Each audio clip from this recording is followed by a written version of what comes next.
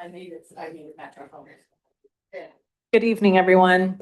I'd like you to forgive my relaxed attire. I've been fair mom and fair booth lady all day long. Let's call the City of Plymouth special meeting to order Wednesday, July 30th, 2025 at 7 p.m. Let's do roll call.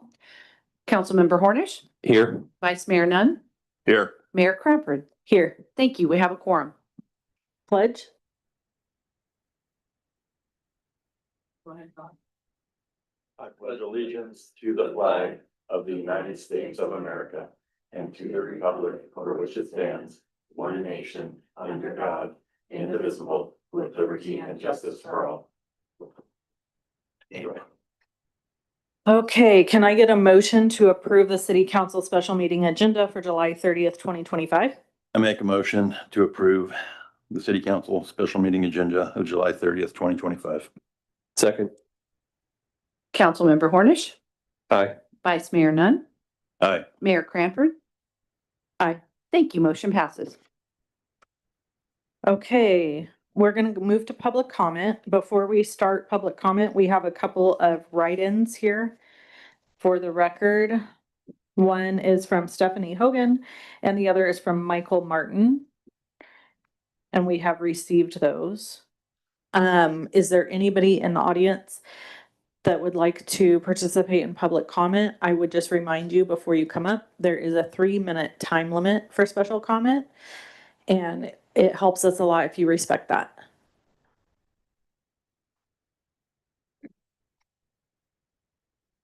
John Coburn. I could take 33 minutes on this subject, but I will not. Here it says the city council is prohibited from materially discussing or taking action on items not on the agenda unless it is demonstrated to be an emergency. I believe this item is an emergency. Right now, you have illegal signage put up for no parking on Empire Street and Locust Street and Sherwood Street. It is not, one of my main concerns is you have now taken the parking away from Veterans Park. There's no parking at all available at Veterans Park. They let you walk a block and a half. And I've seen people going in and out of there in wheelchairs. So we have just taken that ability for them to get in and out. When I was on the council, which there were several terms, we were never able to close any streets or mark any streets without for no parking without having an ordinance of the city of Plymouth. And it's not enforceable signs that you put up there. It would have required a meeting of the council and discussion and an ordinance of some nature to ratify the legality of those signs. So you got signs up that are unenforceable. And the concern is the major parking you're taking away. We've lost over 50 parking spots for the fair from the highway. And just on the corner of Empire and Locust, Brenda Stanton there, her house is on both sides, Locust and Empire. There's 7 spots along her fence is taken away. The McLaughlins are not here now. And there's 7 spots excluding their driveway that we've taken away. Bill Durania across the street was 5 park spots there. There's 19 spots just in that short area. So we're getting to the point where you're probably looking at 50 or 60 spots that are being taken away by these no parking signs. And it's supposed to be, in the past, they said it was somewhat of a nuisance to the property owners. It's somewhat of a nuisance that's going to have the traffic jams that they're going to have. And it's a nuisance that we can't use our Veterans Park in the manner it was. And it should have come to this council. You should have taken action on it, whether you wanted to do it or not. I don't believe it ever was discussed at this council. Yeah, and it's not an administrative item. You can get an opinion from your attorney on this, but Michael Dean advised us on several occasions that was the only thing we could do to shut down or put no parking on Main Street. Thank you, John. Thank you. So since John brought this up, I want to touch on this for just 1 second, if that's okay, or should I let the rest of public comment? Let's finish the public comment. Okay, go ahead. Who's the next? Anyone? Oh, come on, RJ. Nothing? Oh, Still have an opportunity to comment on items this time. yes, This is absolutely. just General public. comment. Yeah, this is just general. Okay. All right, well then we'll close public comment. And I will just make a comment really quickly. One is we can research this. I don't know if we have answers right now. Oh, thanks, Dana. I do definitely have a concern about the loss of parking. We've all talked about that on Highway 49. I too do not understand why people can't park in front of people's fences where there's no in and out access. I understand we can't block a driveway, but I don't see why we can't park along people's fence line. So maybe that's something we can look into or research. Andreas, Margaret, or do you have something? There's a county fair meeting that is with the sheriff's office, the CHP and fire and the city. And those are locations that fire and CHP requested be blocked off for emergency access. During fair time, they find it very difficult to get through that area. And so those are the spaces that they've asked us to block off, and those are why no parking zones have been blocked off at those locations. Those locations have been blocked off since before I got here. Yeah, I think that in the past it wasn't as much of an issue as it is now because of what's happening on 49. Also, at night, I understand why it would be an issue, but during the day, I don't. It's because people are just coming to watch the stuff going on during the day, which we don't have an influx. So anyway, we can do some research on it. Maybe, yes, Andreas, and we can see if there's anything we can do legally, maybe to alleviate some parking. I don't know.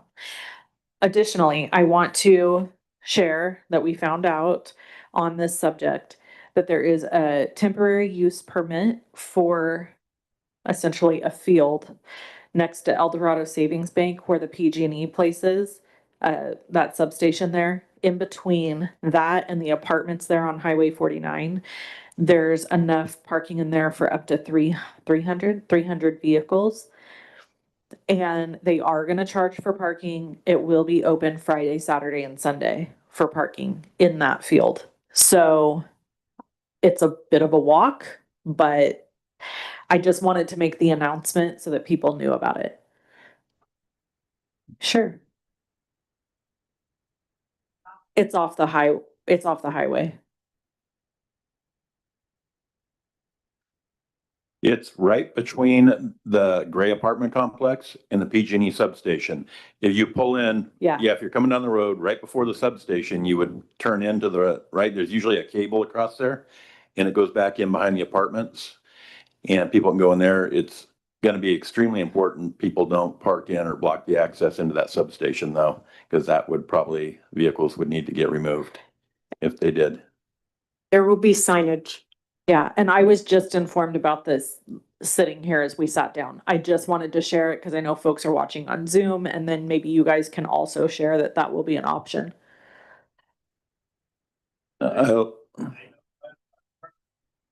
They got a use permit. Yeah, I can't answer that question. I know that they have a use permit, so I would hope that that's being taken care of. But I can't answer that question. I don't know. I did have some. I can, sorry to interrupt you. I will call Chief Withrow and I will ask.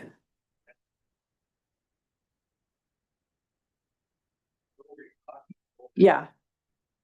When I was trying to acquire some fire retardant for the fair, I talked to Chief Withrow.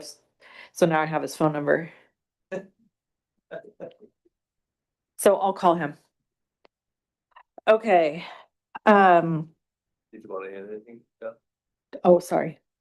No, I was just gonna add, since we were talking about it, even though it wasn't really planned, I had concerns also about all the no parking signs, because my concern is that people are gonna get frustrated and try and pull onto the new construction and pathway and possibly damage, the contractor's work, and that would not be a good thing. So if, as far as ingress egress for the engines, I've driven a lot of fire engines over the years, and as long as people are all the way off the pavement, the engines turn pretty sharp. They should be able to go in and out. So if it's something you could talk to Rob or Okay. excuse me, Chief Withrow and just ask, as long as, people aren't, as long as there's room, I think under this year especially, we should consider taking down some of those signs, and as long as people aren't blocking driveways, we need to probably get on this tomorrow and Yeah, I will. and deal with that. I understand their concern, but it could be mitigated. Margaret, is that something you would want to do? Is call him? Okay, great. Thank you. All right, we're gonna move on. Sorry, normally we wouldn't do that, but since it's like a urgent situation. Okay, we don't have any presentations, proclamations, or appointments.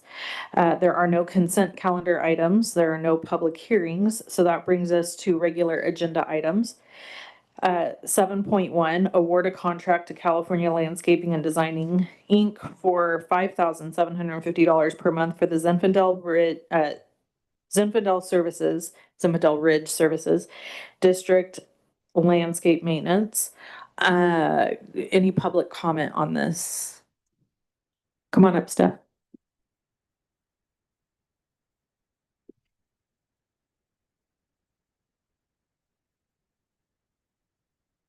Thank you, Stephanie Moreno, Plymouth resident, business owner.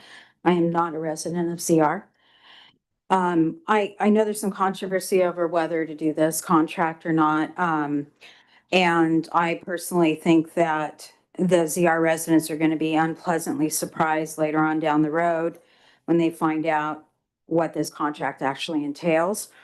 So I just want to address that. I think that there are issues with the contract itself. So if you are going to move forward, that these things I would recommend they be rectified. The proposed contract in the packet does not show a map of areas to be maintained. This can lead to misunderstandings as to what is allowed to be invoiced and may lead to insufficient services, increased billing, and or a request for a change order at future date. It's really important to have those things mapped out where they're actually responsible for doing the services. The proposed contract does not indicate if the funds are being used to maintain the city park at ZR. I don't believe it's appropriate for ZR to have to pay to maintain the park, as it is a city-owned property. The cost should be borne by general funds, as are the other city parks, or at most, ZR should co-share the cost, but it is a public park, and I think it's unfair that they're having to pay for the whole thing. If they do, again, there's no map in there. Proposed contract in the packet indicates that an irrigation audit will be done. This will likely result in the contractor coming back to the city with a revised proposal to install new irrigation equipment. Cost not currently factored in, but will likely be expensive. It's kind of like when you call the guy because your heater is making a noise and he tells you need a $20,000 new heater. The proposed contract indicates that the company will host community workshops for residents on landscaping best practices, native plants, sustainable gardening, to empower the community and reinforce their connection to the city's landscapes, but the contract doesn't indicate the number and frequency of workshops or the amount that is included in the monthly costs for those workshops. Additionally, these kinds of workshops are already offered in the community at a much lower cost, if not free. It would be fiscally responsible for city staff to explore those alternatives to provide services before contracting with this company to do so. Proposed contract calls for treatment of trees if necessary. What's the treatment being considered? Is the outside company allowed to spray trees with pesticides or remove them without additional city permission? Proposed contract says additional services will be charged at the normal fee rate. The normal fee rate's not in there except for 4 things. What additional services might be needed? How are those going to be billed? Do they need pre-authorization for those services? There's no indication if there's emergency or on-call visits, or at least I missed it if there is. How's that gonna be handled? Are they gonna drive from the Bay Area or Sacramento to take care of those visits?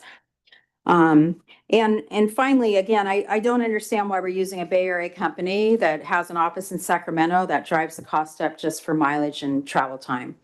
I know that there's a resident in town that has 2 vehicles parked in his driveway many nights that says landscape company on it. I just wonder if they even try to get a local landscape company to do the work. Thank you.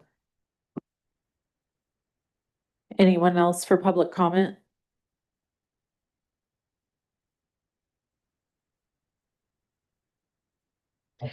Rosemary Marino Moody, Plymouth.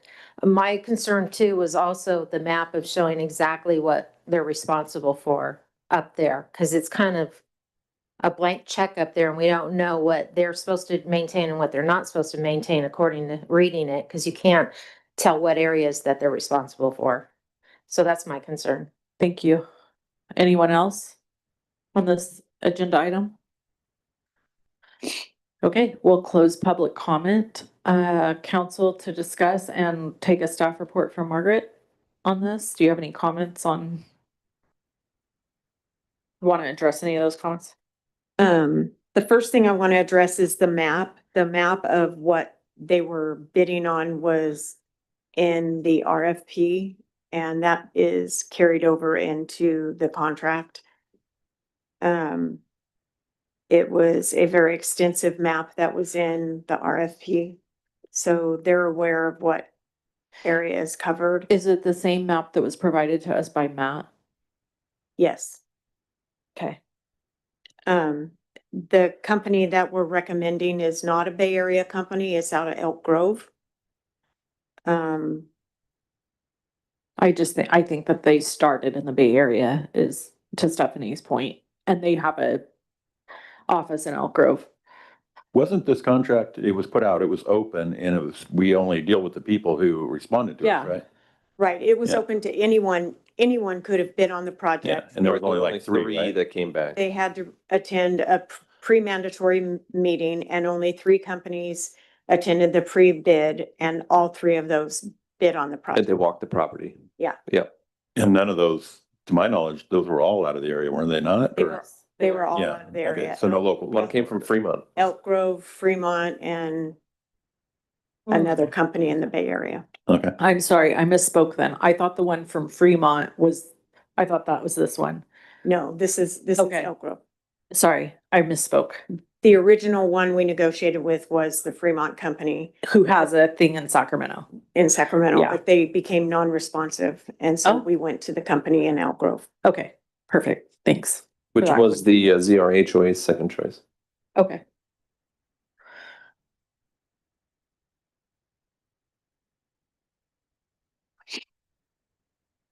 We can make sure that map is attached as an exhibit. Okay. Yeah. Do you have any other comments you want to make? Staff is recommending the contract award for the landscape maintenance, based on the HOA's agreement with the contract, our engineer's recommendation for the award of the contract. And we went from a 3-year contract to a 1-year contract. So at the end of 1 year, we could determine if the HOA is happy with the services they're getting. And we can reevaluate at that time, and in consultation with the HOA, the contract could be extended for a 1 or 2 year term at that point. And I don't have a lot more of the answers to Stephanie's questions. Matt negotiated the contract with the contractor, and due to this meeting coming up yesterday, he was unable to be here this evening. Okay. I'll turn it over to council. Holger, do you have any comments? I mean, as long as we get the map included, and to me also would be important to figure out the city park being called out specifically, who is in charge of what, as long as that's included. And to Stephanie's point, these monthly workshops, I had a question about them as well. Are they even necessary, and or can we have other avenues of educating the neighbors, right? Is the workshops with the HOA and the contractors, or is it with the city and the HOA, or who's it behind, between? Contractors were offering the service. To the HOA or to the city? Because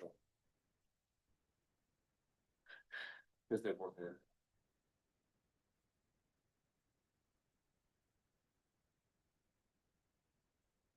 Don, do you have anything? Yeah, a couple What do you things. Oh, you done, Holger? Yeah, Oh. yes, sorry. A couple things. I think that, valid points are made, but I think at this point, I understand, the frustration of some of the residents living in that community. And yeah, we administer this, but this money that they've paid in for a long time, and I understand their frustration where they're at. Basically, we got these bids. This is who they tell us they want to go with. And it's the one thing that I take some comfort in is if you look at 3.4.1 in the contract, grounds for termination, if things aren't going well or the homeowners decide that this contractor is not performing up to their standards up there, the city may, by written notice to the contractor, terminate the whole or any part of this agreement at any time without cause by giving notice to the contractor of such termination, specifying the effective date at least 7 days before the effective date of such termination. So it sounds like if the homeowners aren't happy with this and they bring this up, they come to the council and tell us this isn't working out, we want to pick someone else or try something else, okay, and we give this guy 7 days notice and they go pick somebody else, or the council, the city puts it back out for bid. So to me, with that in there, if this is what they want and it gets it done, this has dragged on for way too long and way too many years. Let's just get it done. They want to try this, let's just do it. That's my feeling. All right, I have no comments on this. I think it's way overdue, so I'll look for a motion. I make a motion to approve the contract with, the name of the company. I make a motion to approve the contract. I think you have to read the Oh, yeah. 7.1. Yeah. Where do I read from? On the, Oh. just read. Yeah. what you're into. I make a motion to award a contract from Zinfandel Ridge to California Landscaping and Design Incorporated. Second. Councilmember Hornish. Aye. Vice Mayor Nunn. Aye. Mayor Cranford. I, Thank you. Motion passes. I'll shut my mic off. I continually go to shut the mic off. Alrighty, so congratulations on Findell Ridge. Hopefully things get looking the way you want them up there. Number 8, council and staff communications. Brief reports on matters of general interest. Holger, you have anything? Nothing to report. Don? Nothing to report. Only thing I have to report is that the City of Plymouth Fair booth is super cute and everybody should go look at it and take a picture with it because it's a photo booth. Is there a special hashtag or thing we tag or Ooh, do? there should be. Sure, hashtag. Hashtag happiest place on dirt. There it is. Okay, so that's it. City manager reports. The only thing I have is a message from the elections office is that deadline for filing nomination papers for the unexpired term ending in 2028 is Friday, the 8th at 4:30 PM.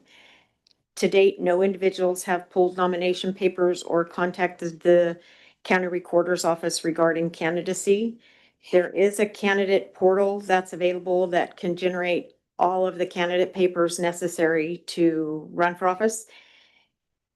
And I was wondering if the council wanted the city clerk to reach out to the 4 people that have put their names in the hat for the 2006 to reschedule a meeting, or if you want to put that on the agenda for the 14th to reschedule a meeting, to do interviews. I think the 14th, does the 14th work for you for interviews? I think we could, yeah, tentatively, let's put it on for the interviews on the 14th. I know I can't do it before then, Yeah, I think with the fair and everything that's happening. and then it's I'm gonna be gone. Yeah, and I have some things going on, Does so. that work for you? Our regular meeting? Yep. Okay, the So 14th, interviews on the regular meeting on the 14th? yeah. Okay. On that note, I have a question, Andreas. Am I allowed to ask a question right now? If nobody puts their name in, are we still out the money? A, to the county, and B, then what do we do? Nobody files paperwork, then no, you wouldn't be putting on an election. Right. And as far as what happens next, Margaret and I were just discussing that before the meeting. We'll have to do a little bit of research on what exactly the process is for that then. Okie dokie. One thing it seemed like, since we had 4 candidates, I'd strongly encourage them to maybe consider filing. If they're not picked, then they could run. They're in the election. They wouldn't know if they're gonna be picked. Yeah, I know, they don't know, but I mean, I'm just saying that they could do that. Instead of, yeah. Yeah. I'll also Yeah. point out that the staff over there in the Emmer County building is very nice at the elections. Yeah, So they they will are. walk you through everything. Yeah. Is that all for city manager? Okay. Mayor and council member reports? Any reports? Didn't we just have that item? Yep. Oh. And then future agenda items.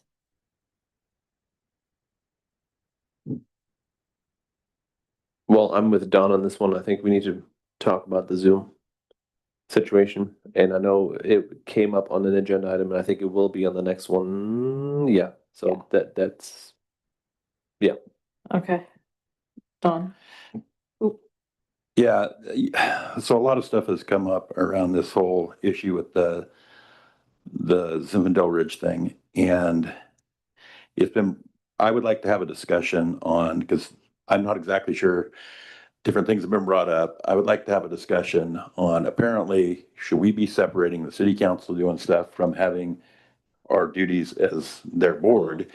And I think maybe the reason that never happened in the past is maybe people didn't want to have separate meetings. That would be expensive to have the city employees here.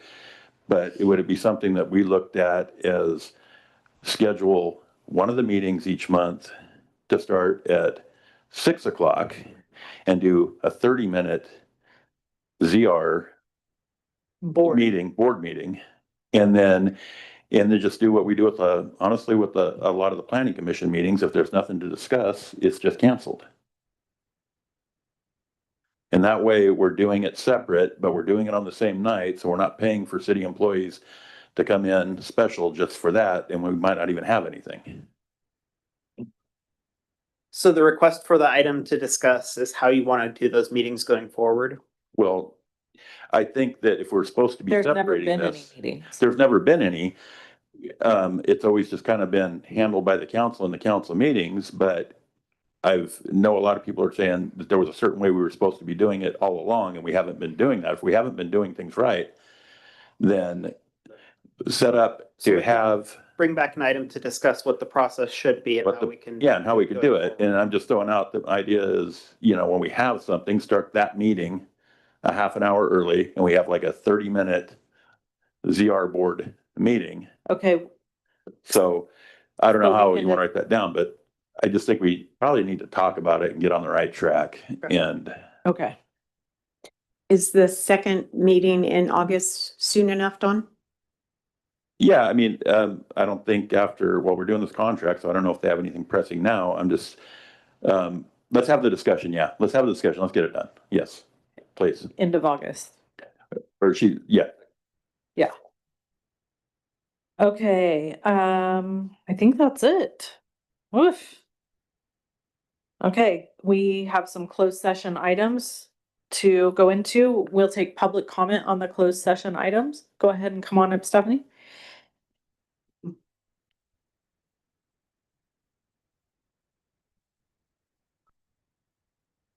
Stephanie Moreno, Plymouth resident, business owner. Since Mr. Booher is advising you on closed session, I have a question. He's not your city attorney.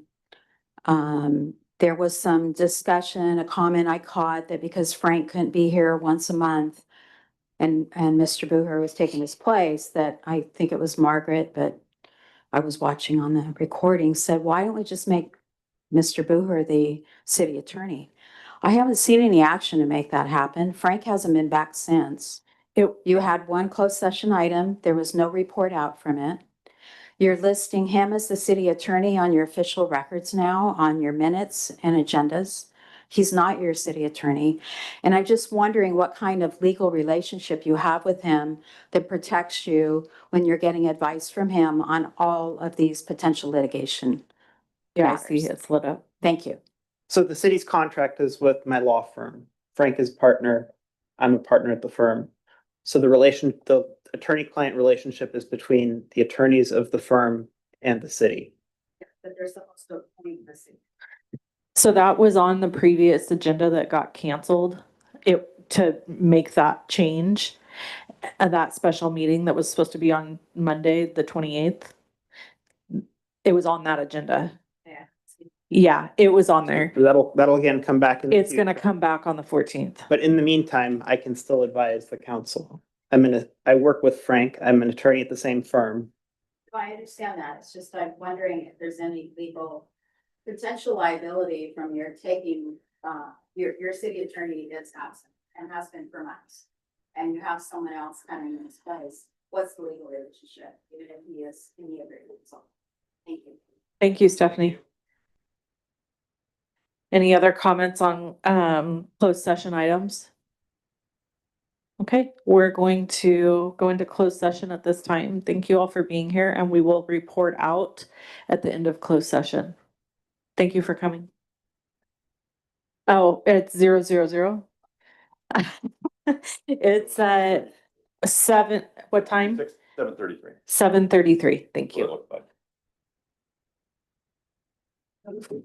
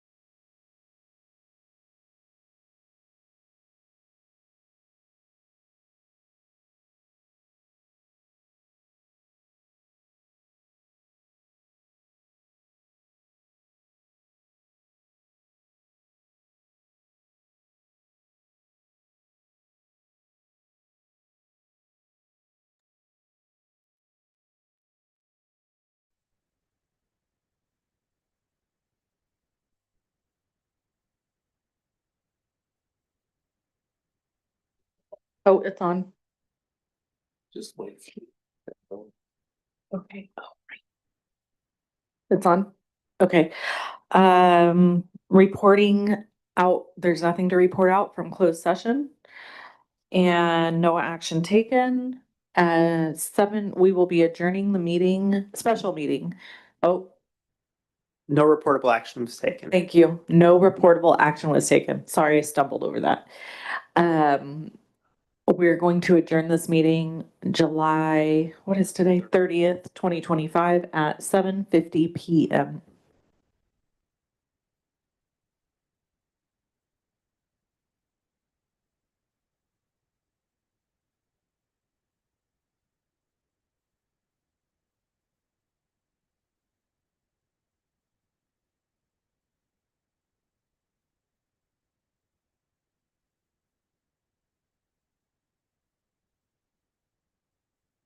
Yeah.